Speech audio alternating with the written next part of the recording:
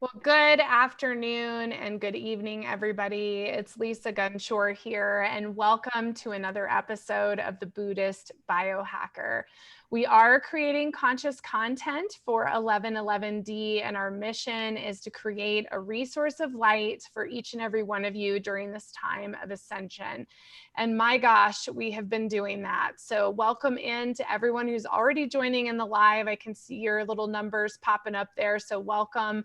You can use the live chat box to the right of your screen to ask questions. I highly encourage, especially with today's topic, please ask questions, share your comments and stories. We want to hear from you. You can also join our forum on MeWe, Buddhist Biohacker, for those of you who are listening later on iTunes, Spotify, Podbean, Google Play, and just a big thank you to our partners, Omnia. We are happy to have you be part of our community now. Block Therapy, Purity Coffee, Dry Farm Wines, and 2-1 Photography. Welcome to our community. Thank you guys so much for being a part of this. And I'm really excited about our topic today, and I'm going to introduce our guests in just a second, which you can already see them on the screen. So both of them are not new to Buddhist Biohacker, so I'm certain that you're excited already like I am. But I will tell you, you know, there's a journey about self-care, and I began my journey not knowing anything about how to take care of myself. And I remember back in 2006 learning how to straighten my hair, and oh my God, that was so much work just to straighten my hair, especially this hair, but trying to figure that out. And then, you know, you learn how to use makeup, and you learn how to start figuring these things out. And these were things that I learned in my 20s. And then in your 30s, I learned, wait a minute, all these products are extremely toxic, and everything I've been doing is actually not helping me. And now, how do I take care of myself in a natural and healthy way? And these two women are integral to my journey of living a life that is free of toxicity and removing the toxic burden from my beauty products. So welcome to both of you, Christine Shahin and Steffi Lane. Welcome to Buddhist Biohacker. Thank you. Hey. Hi. I'm so happy to have you both here. And our topic today is the triple bottom line. And so I'm just going to step back and I'm going to let the two of you explain to us what the triple bottom line is. What does it even mean? And what does it mean to you? And what does it mean to all of us? So hello, thank you so much for being here. I'm so glad to be here. My name is Steffi Lane. I'm a hairstylist and makeup artist, and I'm a clean beauty advocate. I am so glad to be back here on the Buddhist Biohacker. There's so much information on here, and this is a really interesting topic, which I'm not an expert actually in. I'm an expert in my own business, beauty, hair and makeup. But what we wanted to talk about today is how we are structuring our businesses and supporting other businesses that work with a triple bottom line. And what that is putting people, planet, and as Christine so beautifully is going to explain, peace with our profit bottom line. So it's a really interesting topic that I think doesn't get enough time. It's not talked about enough, because I feel that why it matters is that if each of us running our own businesses or working with other businesses really focuses on this sustainability model, it really can create change in our world across all different businesses. So that's kind of the definition of it. And Christine and I are I think we're just going to have a conversation about it. Christine, you tell them. Sure. Yes, it's wonderful to be back on Buddhist Biohacker. Thanks, Lisa, for the platform, for all the work that you do every day. Steffi and I are actually just kind of getting to know each other, and it's been a really fun journey thus far. Steffi has her salon, and I'm a year into being out of the salon and more into remote consults and doing my online business, ChristineShahin.com, which is around the herbal hair colorants. And as Steffi said, this happened in a private conversation between Steffi and Lisa and I, and she had said that she personally practices this triple bottom line. And when I heard that out of her mouth, I was like, in love. Like Steffi and I are now in love. It's official.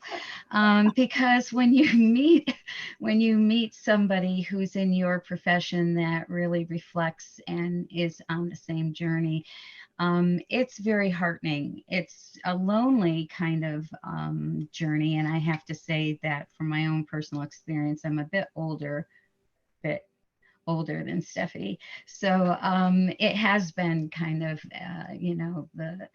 the lack of camaraderie in that arena. But more recently, as the work has been done over the last 20 years, we're starting to see and reap these beautiful results of consciousness around what are we purchasing.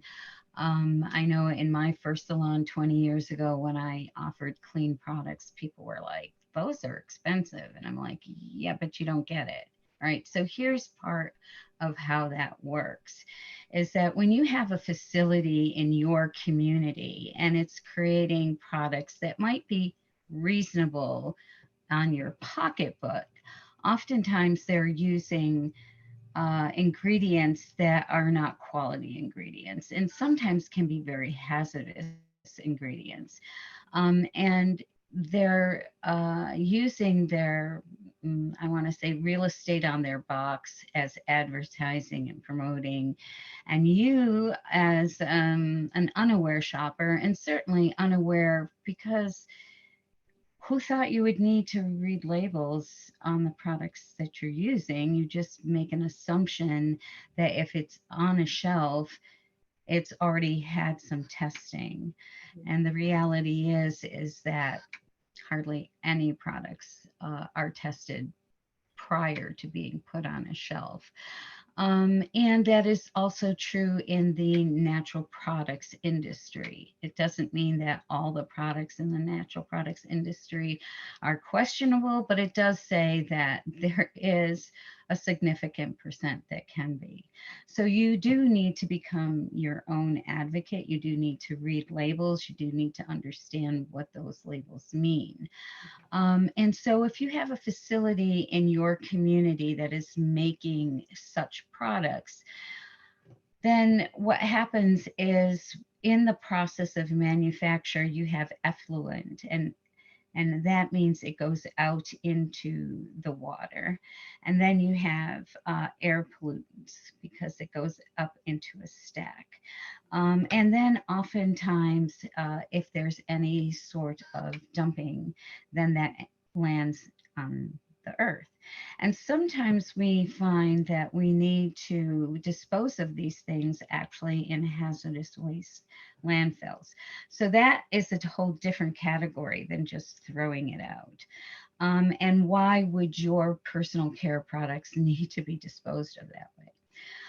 I don't want to take up too much of the conversation, but let me just close with saying that oftentimes in these bottles, you will see that it's maybe these questionable ingredients are at the end of the product. So these companies might say something like, well, it's less than 1% in the bottle, and it's a vital ingredient because of whatever. It's a stabilizer, it's a preservative, it's whatever that they're using it for.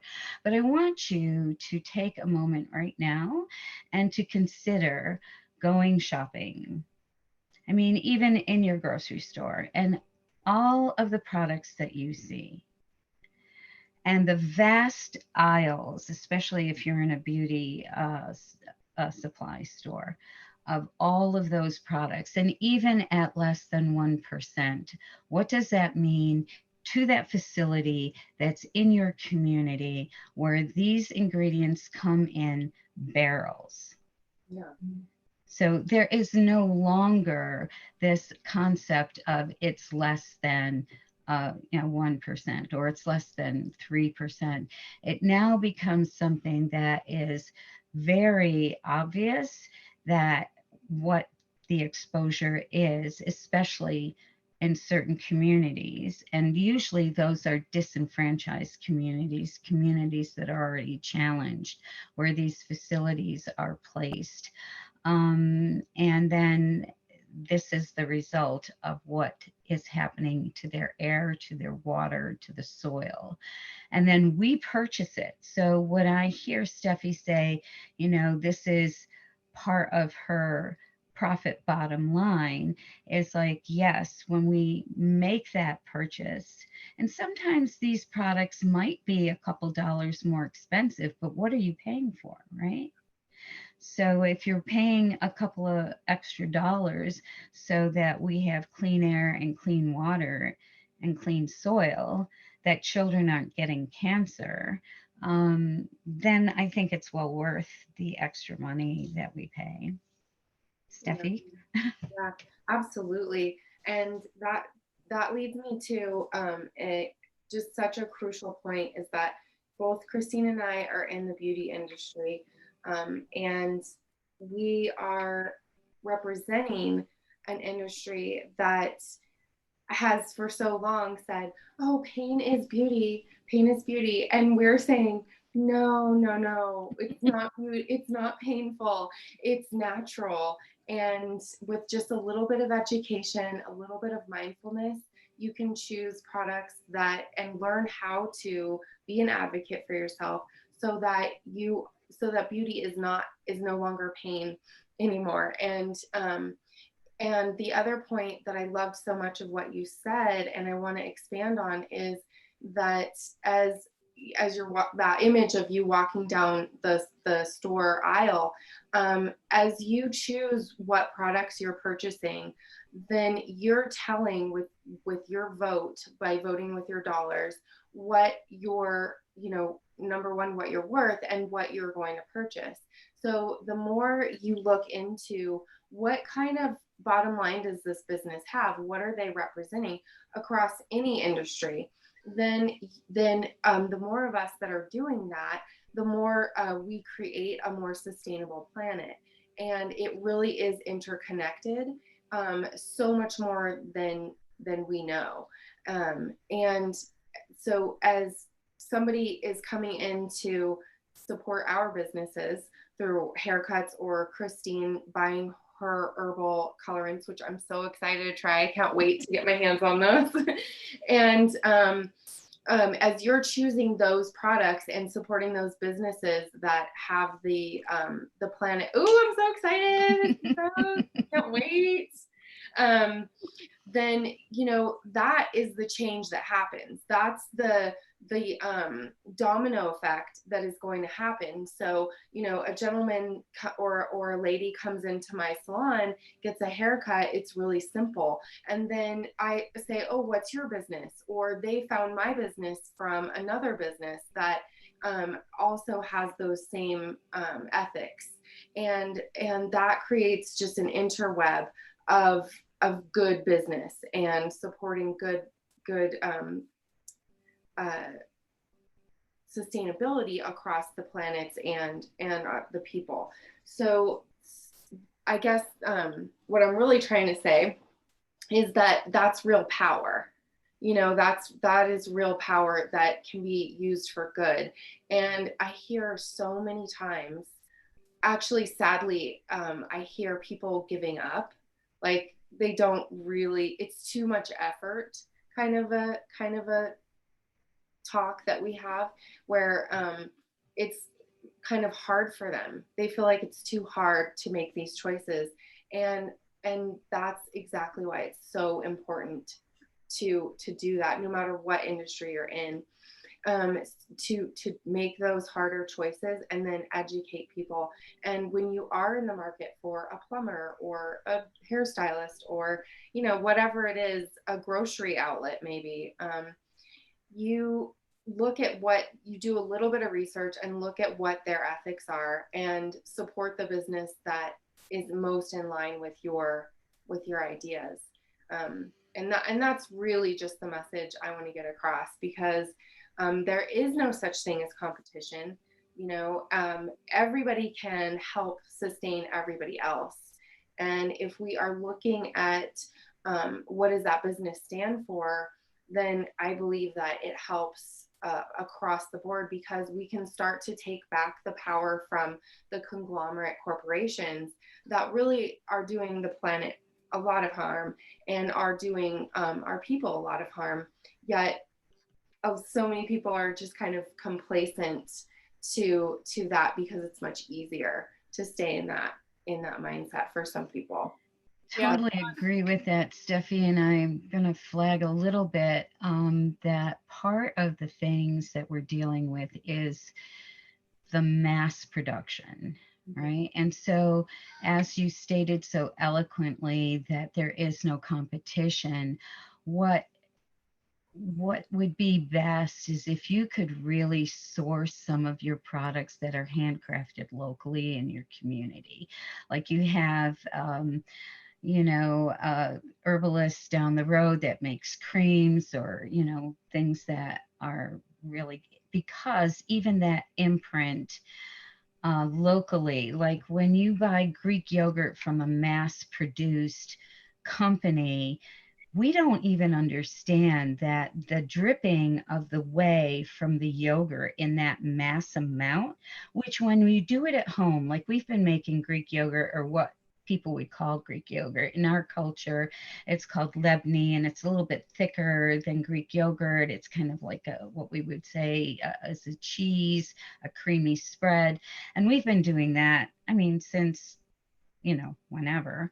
But if each person does it in their home, that dripping is not impactful on the environment. So when we know that these mass produced Greek yogurts are taking the whey, then they have to dump the whey. And that can disrupt an ecosystem, because it's concentrated whey in gallons, in tons of whey.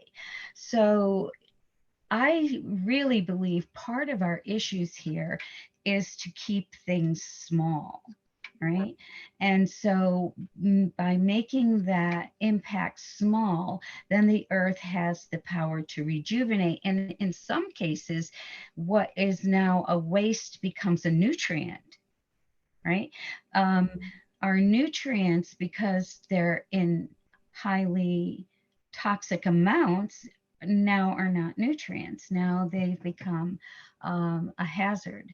So and also, this, as having longevity in this movement of creating a consumer base that will vote with their dollars, what we have found is that there are some companies that are now, our hope was initially were that we would build this market, and the big companies would say, oh yeah, that makes sense, let's do this organically and let's do this sustainably. But what we've learned is now they're doing a double market.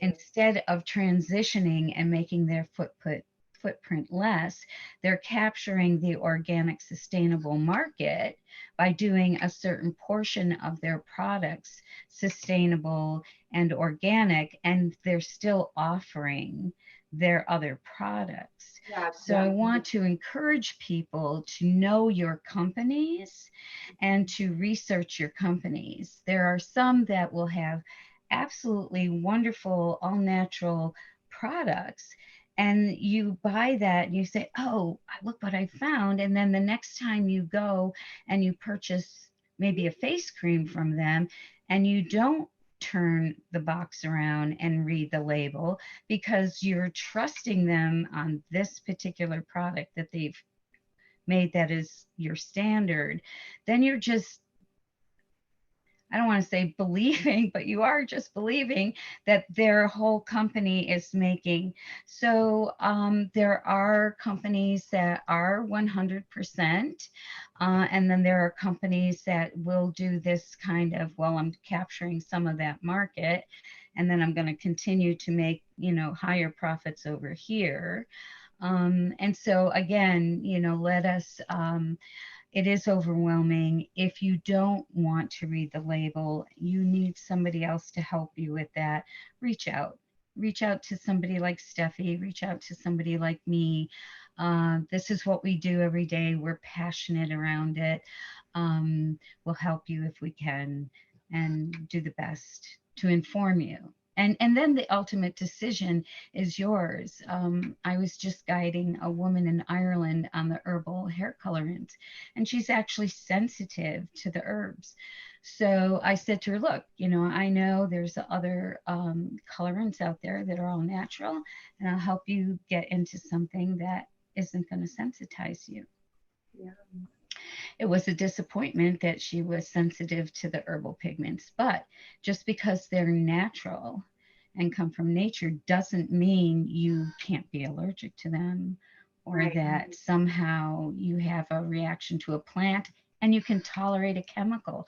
So somewhere in this mix, as we start to learn who we are, right? Because in the natural world, it really is about what works for you. Does yoga work for you? Does breathing work for you? Does, a combination of things work for you? And so on this journey of self-discovery, you may find that you need a hybrid product because either or is too much for you. And that's still an upgrade. That's still putting the load or lessening the load of the body burden on the planet, at least. So so there is a journey to be had for sure. Yeah, and I want to jump in here. For everybody who's watching, you guys can use this live chat, ask questions. These two ladies are experts. So if you have beauty questions, this is the time to throw them out. And I was sitting here, you guys, both of you said a few things that kind of stuck out to me. And one is about divine authority, and declaring our sovereignty and standing in our divine authority is making the choice not to use those products, not to engage in environments that are toxic, because that is a way that every single person can impact change. So even if you don't know all the information, even if you aren't sure of everything, if you can make clear-cut decisions like, I'm going to go to a salon space that I know is clean, or with somebody like the two of you who are experts in that can help us understand it, is really important. And the other thing I want to say, I worked in fashion for 21 years. And when I had a health crisis and my nervous system went amok, went awry. One of the test results that I got is that I literally had an airport inside my cellular structure of my body. I had excessive amounts of a particular flame retardant in my body that is found on clothing. Mm-hmm. After 20 years of working with clothing and products, it suddenly became clear that these products were actually making me very sick. And I'm a sensitive person and I'm a spiritual person, and I was doing readings on, that was my side gig at the time before I went full time. But that was like the moment where it was like, it's time for me to leave this industry. And it's time for me to make a decision about where I buy my products. And now at this time, I only buy products from certain companies that are not only sustainable, but have chemical-free products. And that's part of why, so Steffi and I are in the same city. And so I go to Steffi for my hair because her salon is clean. Like, I have to have air filters and water filters, and I can't have all of these chemicals in my space. And it's unfortunate that it took a crisis to get me to understand that. It's like all of these toxicities like pushed me over the edge, right? Like that was what pushed me over the edge. And so I want to say this to all of you as a consumer, because I'm not a beauty expert at all. These are the beauty experts, these two ladies. But as a consumer of beauty products, and as somebody who's recognized the hypersensitivity I have to toxins and chemicals, it's so important to stand in your divine authority and to say, enough is enough.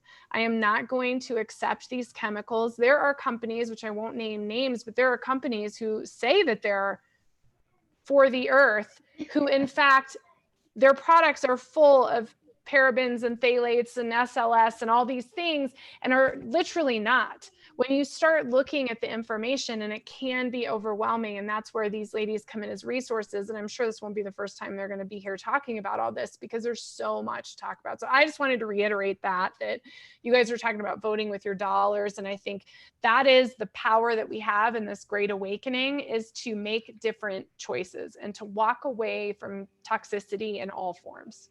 Yeah, absolutely. And it is so sad that that's really so many times what it takes. It takes a skin cancer or a sensitivity that you've gotten over time to really wake up to say, what is in these products? Because you do not think that they can put something poisonous or toxic on a shelf in a Walgreens.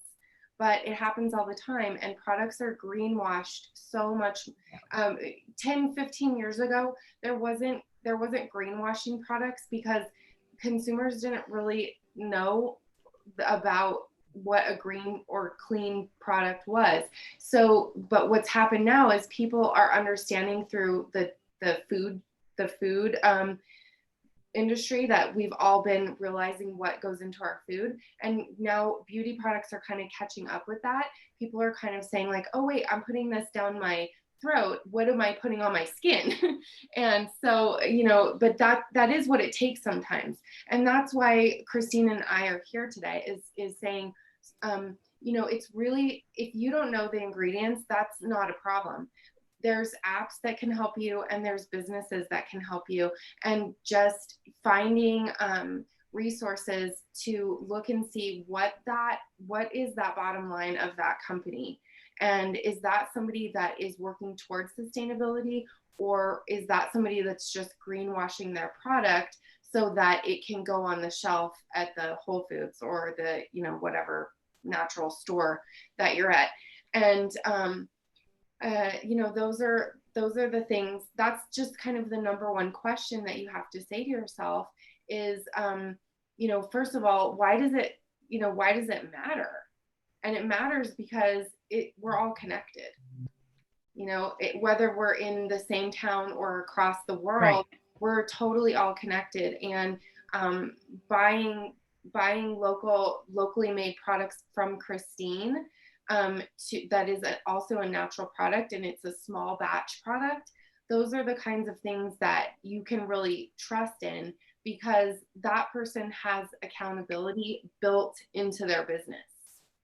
And right, that's really what it's all about, is doing that, and then referring other people to businesses that that are sustainable as well. Absolutely. I think too that what's really amazing about Lisa's story is that we never consider that clothes, right? That fabric, that the thing that we put close to our skin. And again, our skin is our body's largest organ. It is permeable. Yes, it has structure, but it is permeable. And here it is, you're working with fabric. And talk about being one, right? Everything we touch, we really, we think that there's a barrier, but there's a place where it becomes, I want to say what's the word? It's like a stain, right? There's a place, I put my hand on my computer, it feels like there's a barrier there, but there's a place where we actually kind of absorb from each other. So fabric is huge. Fabric is huge. And flame retardants in fabric, it's like required by law, right? Yeah. So be careful of those exposure routes as well. We know about inhalation, we know about skin absorption.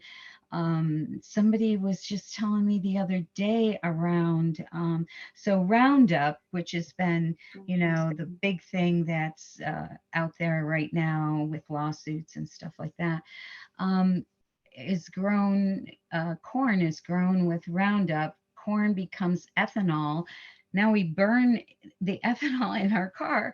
And now another exposure route for Roundup, besides eating our food, is driving down the street you know. And when we talk about our immune systems being strong, what is that place that makes our immune system strong but our gut? And when we are inhaling Roundup from our gasoline or eating it on our food, it kills microorganisms. Your gut is a mess. And Yep. so, how do we, and then we are looking for something outside of our gut to make us healthy when really what we need is good soil and not to have these kinds of things in our fabric and in our um, gasoline. I mean, gasoline in and of itself, you know, so let's start minimizing. Yeah, Um, I can't tell you how many patients I have that their test results come back with high levels of glyphosate. It's in Cheerios, you guys, it's everywhere. And the best descriptor I ever got was from an epigenetics nutritionist, Kay Reich. I love her so much. And she said, you know, we're walking on the edge of a cliff, and every piece of toxicity, of toxic burden, pushes us closer and closer to the edge of the cliff. And so the goal is, how far away from the cliff can you go? And that's where I may not be able to control how much glyphosate I get in the air, whatever it is, whatever chemicals are coming in my air, but I can control what beauty products I choose, Right. what clothing I wear, Right. what water filters I have on my shower, what I'm putting into my body, how I'm cleaning those things. Is it non-GMO? Is it organic? And that backs you off that cliff. Right. And I'll tell you what, you talk about corn, Christine. I grew up in rural Iowa, and every year when they'd harvest the corn, I was so sick. For like 2 months, I was sick. And now I know why, right? It's all the chemicals that were in the air and the process that they were going through to detassel the corn and all these different things. And it was crushing my microbiome. It was crushing my system. And in this world, there's over 74,000 viruses on the planet, you guys. There's not one. There's over 74,000. And the only way for us to create a sustainable life force against and living in relationship with these viruses, not even against them. It's really like to live in relationship with them and to be healthy is to eliminate these chemicals and these toxins from our system. I mean, it's unbelievable to me what we just don't know. And I want to go back because both of you mentioned greenwashing. And for somebody like me, I'm not really sure that I know what that is. And I'm guessing that some of our audience doesn't. Do you guys want to explain a little bit about what greenwashing is so they understand what the term is? Go for it, Steffi, because you're on the front lines of that every day. Sure, I would love to talk about that. It's so important to understand this. So I love to use this example. If you eat, here's the question, can you eat 100 organic Oreos? Is that good for you? No. Organic does not mean good for you. So if it's organic Oreo cookie or organic fudge pop cookie, you still can only have a small amount. There's still sugar. There's still, it's a dessert. It's not something that's healthy. It's not 100 carrots, So that's kind of where I go with a greenwashing product. So you are in maybe a health food store, you're perusing the aisles, you think, oh, all of these things are going to be good for me because I'm in a natural food store. But what happens is they're targeting the market that shops in those stores, and they're sneaking in ingredients with a packaging of healthy organic or organic equals healthy. But just like those organic Oreos, you still have to look at what the ingredients are. And there can be some not so nice ingredients. For example, sunscreen. Sunscreen's a big one where you pick it up off the health food store shelf and you're like, okay, this is great. This is going to be good. It may even say organic or all natural or something on the product. But when you flip it over, it's got the oxybenzone, and and that's the sunscreen product that is actually not only harmful to your skin, but it's also harmful to the reef, to our water system. And like such a good point that Christine was saying was that it's made in a huge factory where they dumped that waste somewhere, or it went into the air particles. So that's really what a greenwashing product is. It looks healthy, and it may even say organic, but it's not actually using good practices, using good products, and the ingredients may also not be sourced ethically. Like mica, for example. I'll just grab this. So I don't know if you'll be able to see this, but here's like a really pretty shimmery shadow, super shimmery. And what the way that that is made is through an ingredient called mica. And there's some places that mica is sourced very, very unethically. And it's a major ingredient across probably any shadow that you can find, or anything that has that sparkle to it.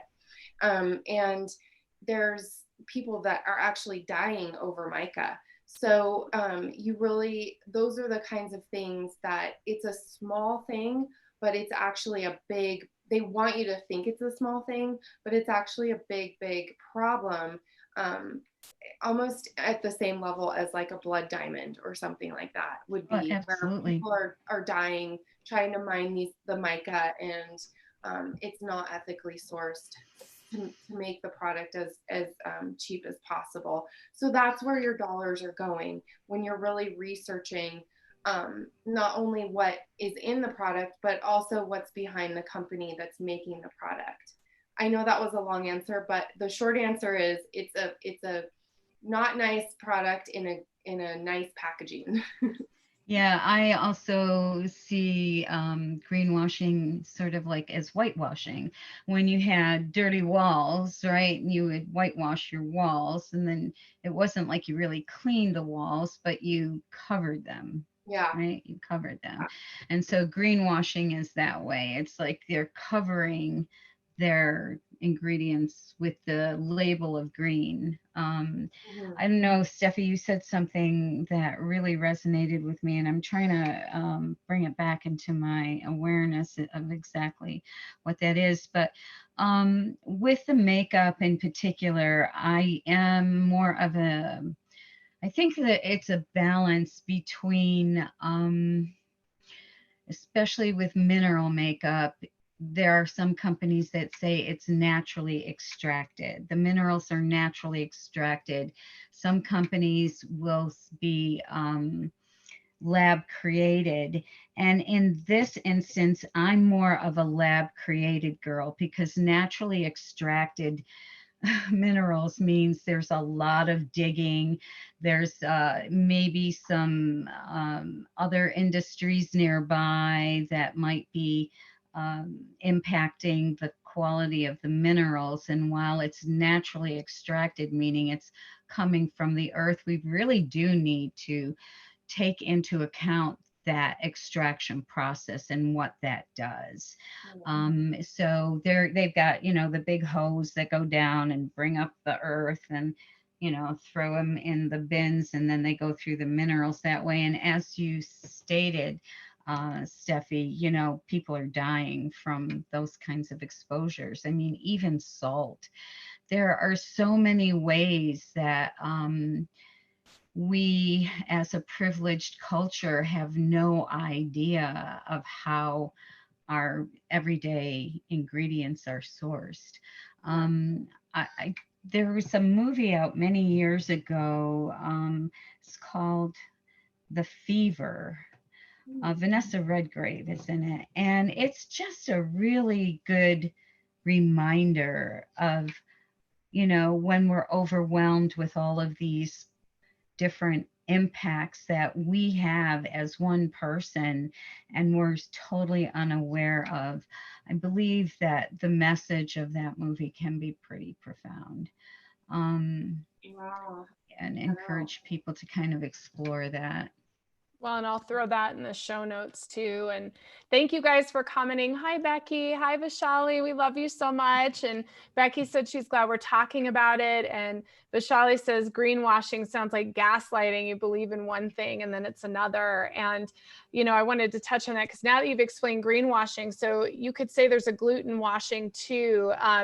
So I am not gluten intolerant, and most people are not, but the issue is the wheat, and the issue is the chemicals in the wheat. And when you decide, oh, I'm going to go gluten free, what you're going to find is when you look at the ingredients list, just because it says it's gluten free, number one, it doesn't mean it's healthy, but number two, it also is typically full of corn, which is full of glyphosate, and it's also full of wheat and barley, which are actually, all of these are full of chemicals. So you're actually not getting anything very clean, you know, and you got to be so, so careful with that. So the same thing with the beauty is that deal with food. And when you read the labels, and it's much better to stick to a cassava flour or a coconut flour, an almond flour, than it is to do the corn, the amaranth, the buckwheat, wheat, barley.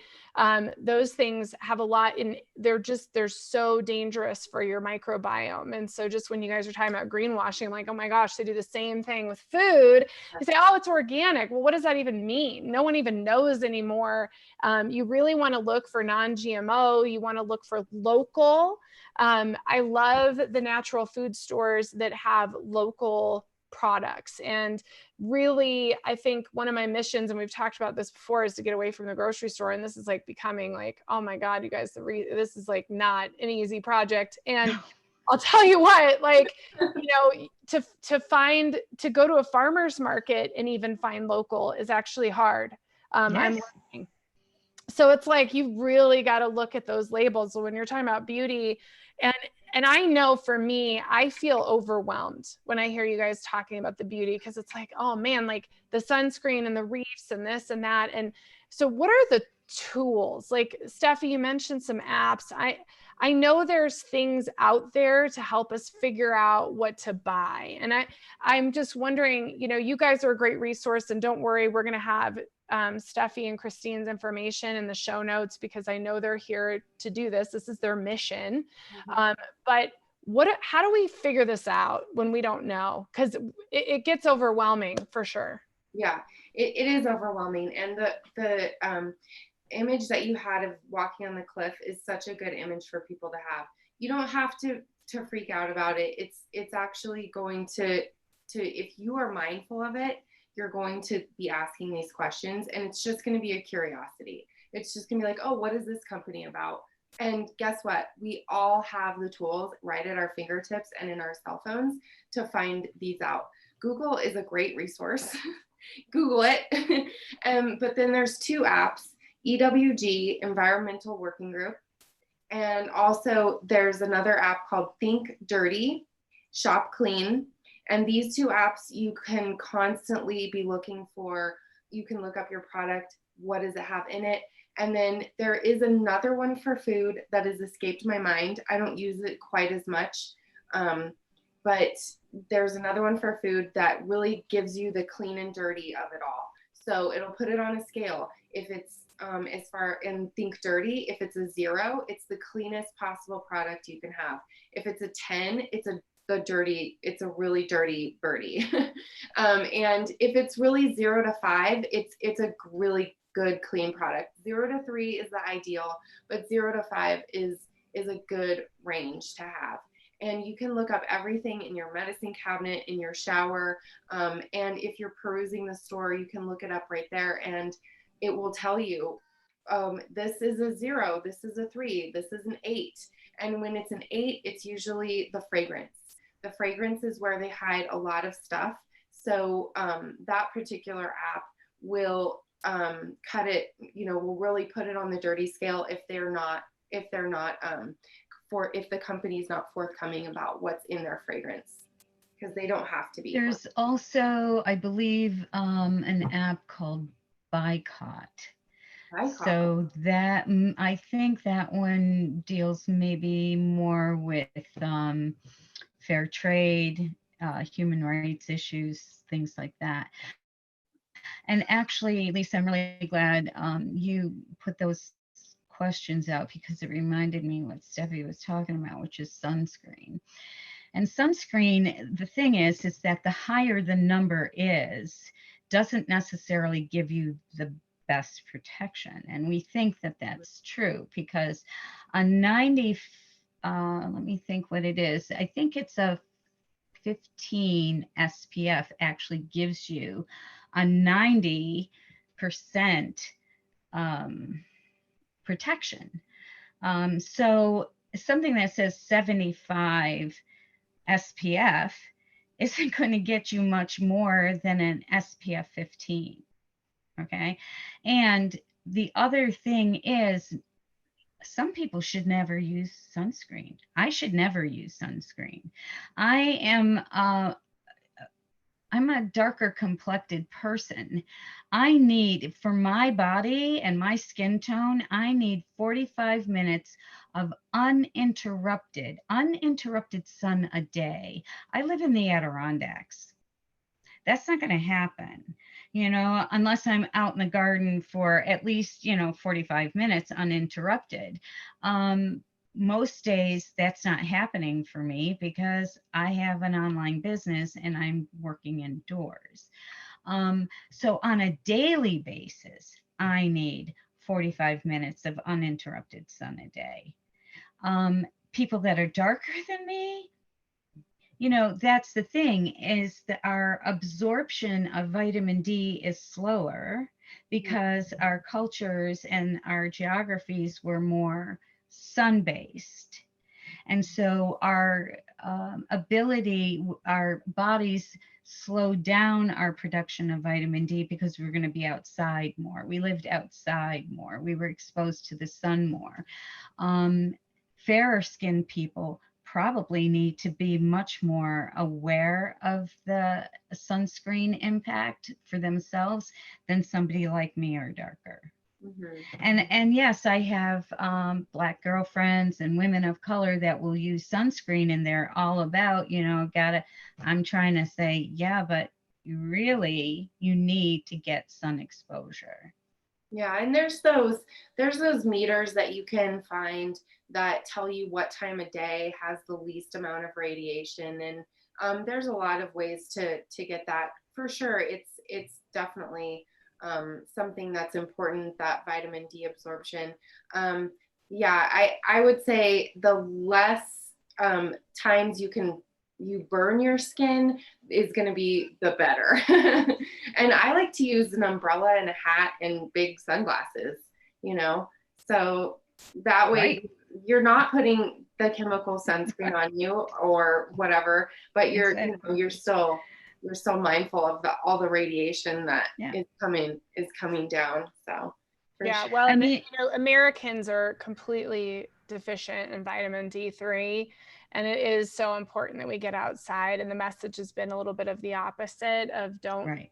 Go out. And that's like, we must, one of the biggest vitamins it's fighting this virus is D3, zinc, right. and vitamin C. So right. it's so important to get outside. And I have the fair Irish. I've had a few things taken off my body. Luckily, they've all been right. benign or whatever.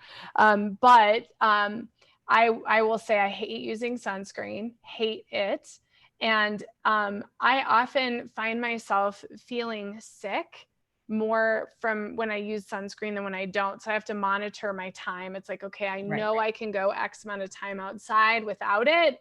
And after that, like you're saying, Steffi, that's when I am, making sure, okay, the rash guard goes on if I'm at the pool and the hat goes on and those kinds of things. So it's a tricky thing because sunscreen's really dangerous. Like it's dangerous to our health, even though you're trying to protect your health. So it goes back to having like proper education, Yeah, if people ask me about sunscreen, I will say, make sure you research what you're buying. Make sure you research what you're buying, because it can be such a toxic thing. Right. And it's a product that's just so hidden, and it's something that people leave to the last minute, and then they just kind of throw it in the cart and they're going off to the lake or wherever, the beach, and it doesn't get a lot of thought. But it's a yucky experience for most people. If you've ever tried to put sunscreen on a kid, they're like, you have to like tie them down and try and wrangle the sunscreen on them. And so wear some hats, wear some sunglasses, purchase an umbrella, and be that person walking around with an umbrella, or having your beach umbrella there for you, and just staying in the shade if you have the fairer skin and if you know you're going to be hours and hours in the sun. But yeah, and if you're unsure, it's probably best to just stay protected and not purchase the chemical sunscreen, because it is one of the products on the shelves that has a lot of chemicals packed in there and is deemed as safe somehow. So, and then when we get back to what other cultures have done in the past, is that sheer gauze, right? The sheer gauze tops and the sheer gauze slacks, and those things act as a buffer. And then last time when we were talking about the herbal hair colorants, we know that henna is a sunblock. That's why some people used to have this reddish glow to their skin, because they would put the henna on because it is a sunblock. It will protect your hair. And like you, Steffi, I cover my hair when I go outside. I feel like, our hair is there to protect our scalp, but what's there to protect our hair? And we're sold these products that are, put it in your hair to whatever, and then that's a repurchase all the time. Instead of a big straw hat, for me, I like to just do a wrap, like I'll put my hair up in a cotton wrap, because I'm not very good at the straw hat thing. They always seem to fly off my head. But anyway, but whatever works, and I really feel like, this whole thing around people having to be almost naked in society. We have, I got my nice little straps today. I'm mostly indoors for that, but outdoors, if I'm going outdoors, I'm going to put a little bit of cover on. And I'm going to also, like you said, maybe be in the shade or the shadow, and absorb some sun. Yeah. We need sunlight. This idea that the sun, of course, too much of a good thing. We just discussed that before. Just because it's a good thing doesn't mean you should. But anyway, Yeah. I'm curious with you ladies, how do we make change? I mean, really, we talked about, voting with our dollars, but there's also a lot of things out there that we likely could be engaged in that create change. And so what is your advice on how all of us and everybody who's watching, like, how do we create change in this arena? Yeah. I would say supporting businesses and products that have the same ethics that you're trying to see in the world, and using your dollars to support those businesses.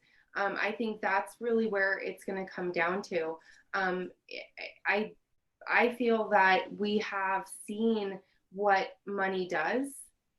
And I think the more people that are choosing sustainable companies, companies that are ethically sourcing their products, is really where the change happens. I know recently I felt very, very paralyzed by the fact that there has been no change for all of my years on the planet, and in our social culture, and so I have made an effort to research Black businesses, and specifically women of color owned businesses, and it's actually been a really fun journey to you know, I found everything from stuff that I use in my hair kit or my makeup kit to things that are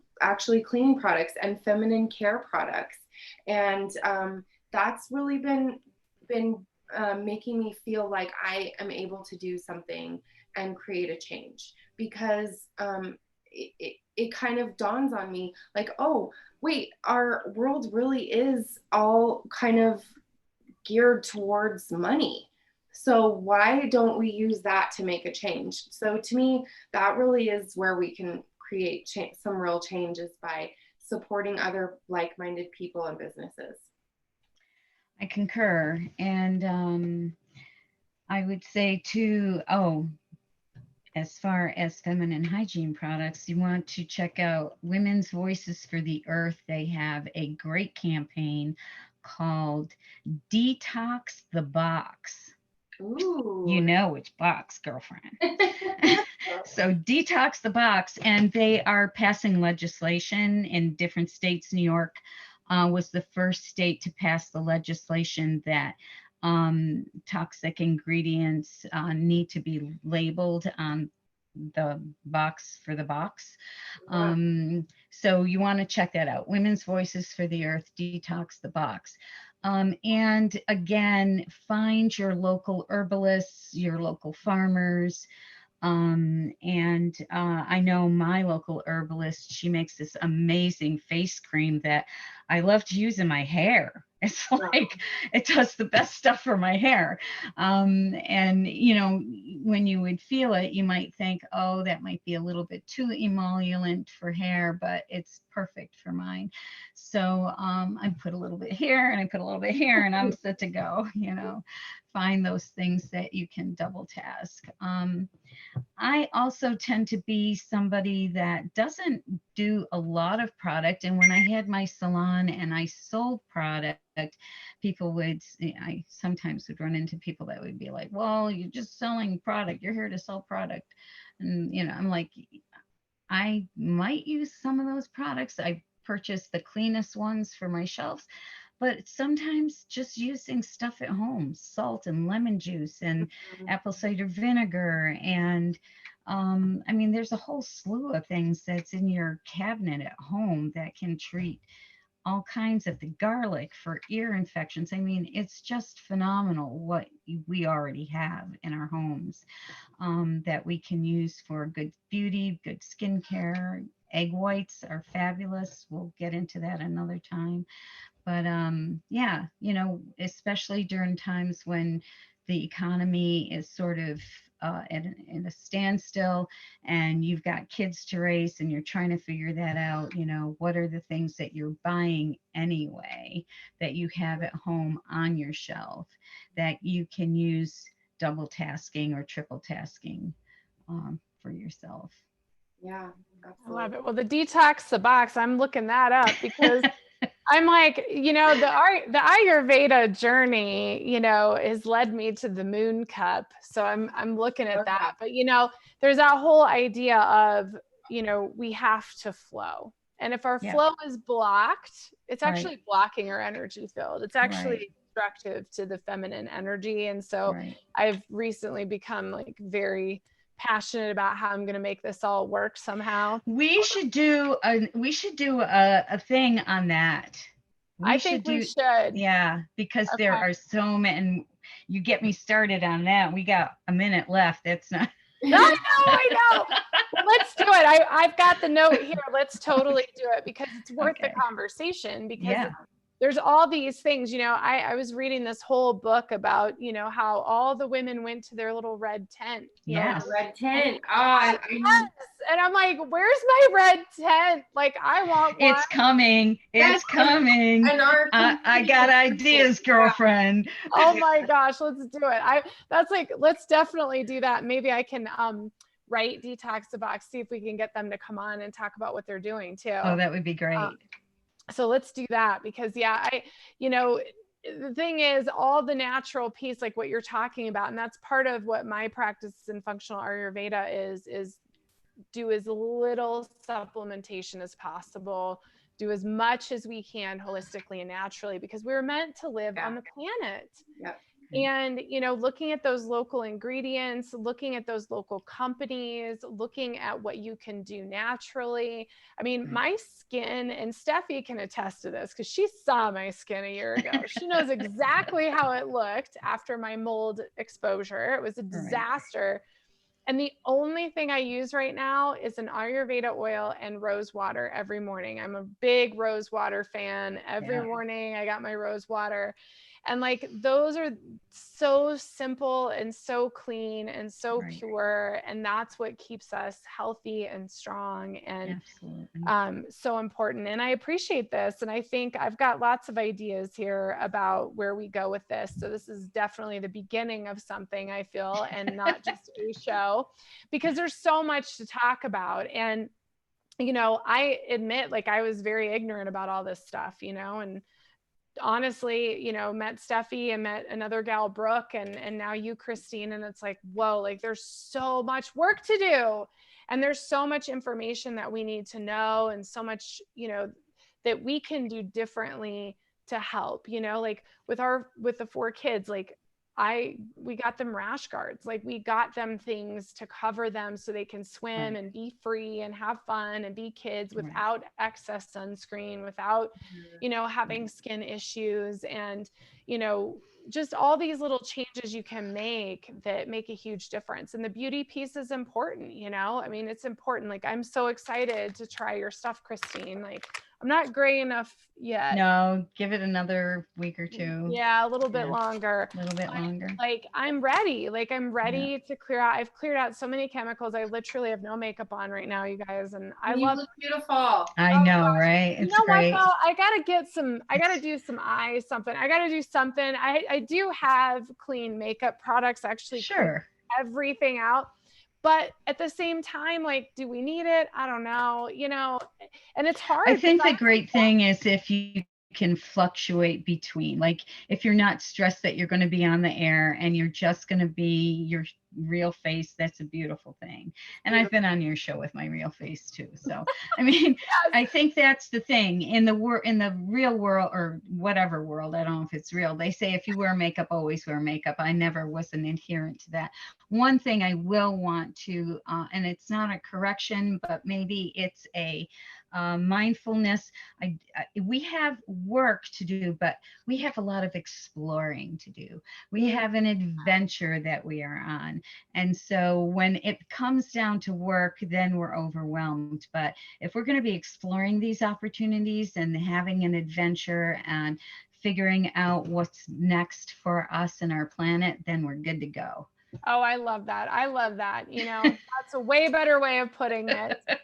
I get a little excited about all this work, but it may not be exciting to somebody else. But yeah, no, I love that, because that's exactly what it is. It's like learning, you know, it's just curious and understanding and looking back and saying, oh, wow, there's like a whole, I mean, I've cleaned out closets. I mean, years in the fashion industry, you guys, years of working in stores with fragrance being pumped through the vents and products that I was lugging all over the place. And I love the fashion industry. Sure.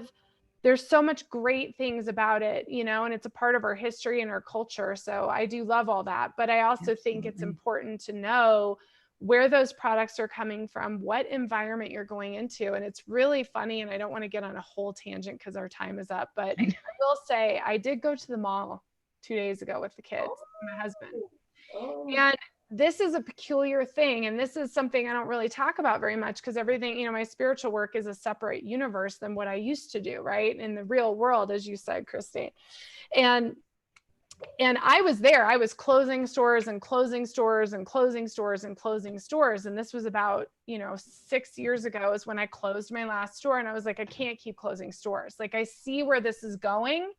I know where this is going. And my spiritual work too was really coming up to the forefront. And I was finishing my book, and it was like, okay, it's time to go. And then my health, and it was like, okay, I really have to go. But we went, and what an experience. Everything's empty. You know, it's whatever was like holding on by a thread is like done now with the lockdown and the quarantines and all these things. But to go there and to look at it through conscious eyes and to see where it's gone from where it was back in 1999 when I was running a store. Lord help me, way back then. And like, thousands, hundreds of people are walking in the door and it's Black Friday and it's insane. And now here you are, like the mall's like empty. And what's going to fill those spaces, and I think that's where I want to leave us all with is, are we going to fill those spaces with plants and trees? Are we going to fill those spaces with conscious products? Are we going to fill those spaces with local merchants? Are we going to fill those spaces with communities of light? Because those spaces, that time is done. And it's done because we're moving into the new reality and into the golden age. And it was like glaringly obvious as I walked around the mall, it was like, whoa, like this time is over, And so it's really about where do we go? Yes. And it's like, where do we go from here? Where do we go from here? Where does consumerism go?